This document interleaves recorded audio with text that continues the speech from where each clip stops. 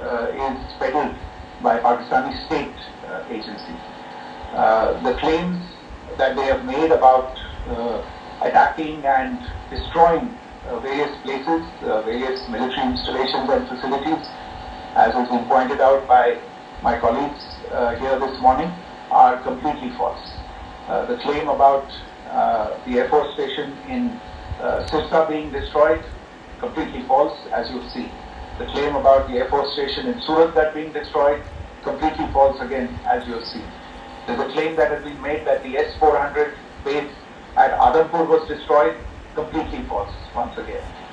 Claims have been made about large sections of Indian critical infrastructure, power systems, fiber systems, etc. being attacked and destroyed, completely false. और इसीलिए captain Yashika त्यागी हम ये बता रहे हैं कि हमने प्रोपोर्शनेट अटैक किया है।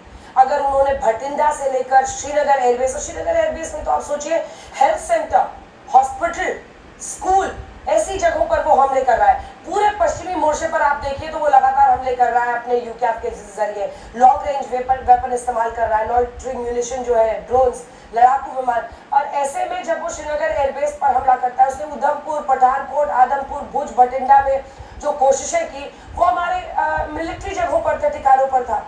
1:40 पर बीती रात जो हाई स्पीड मिसाइल का अटैक था वो भी हमने अगर फॉइल किया है, लेकिन उसकी कोशिश क्या थी, उसकी मंशा क्या थी।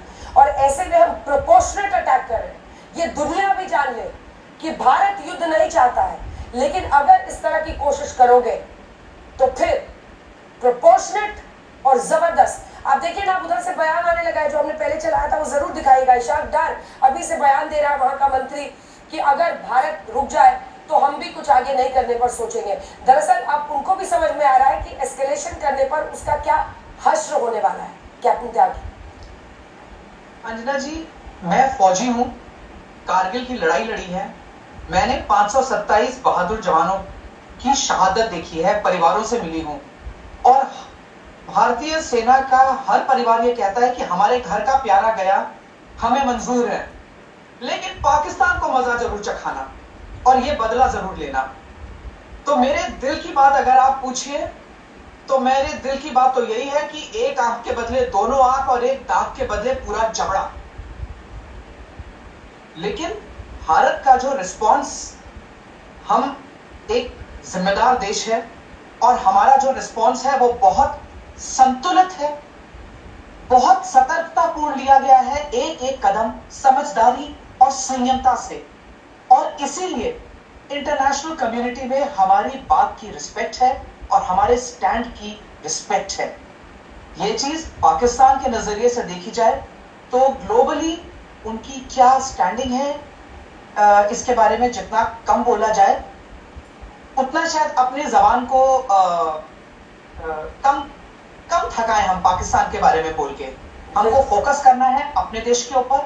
और इस समय ये बहुत इंपॉर्टेंट है कि हम फॉल्स प्रोपेगेंडा में नहीं आए, पाकिस्तान के फॉल्स प्रोपेगेंडा में नहीं आए। अभी जैसे आपने ब्रीफिंग चलाई और मिस्त्री साहब ने बोला कि पाकिस्तान ने कितनी जगह फॉल्स प्रोपेगेंडा चलाने की कोशिश करी, गलत ठिकानों की जिम्मेदारी लेने की कोशिश की कि हमने कहां फायर किया।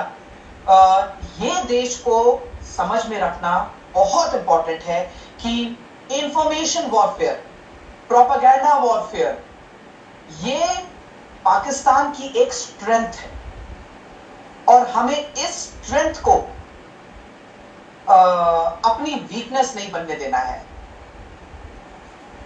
बिल्कुल वीकनेस नहीं बनने देना है। और यही आप जो कैप्टन त्यागी कह रही है, कैप्टन धीर, जल्दी से कमेंट आपसे लेते हुए, क्योंकि हम जो कार्रवाई कर रहे हैं प्रोपोर्शन में कर रहे हैं, हम जो कर रहे हैं वो जवाबी कार्रवाई है।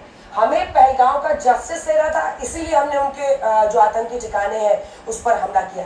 लेकिन वो बौखलाहट में क्या कर रहा है ये भी दुनिया देख रही है।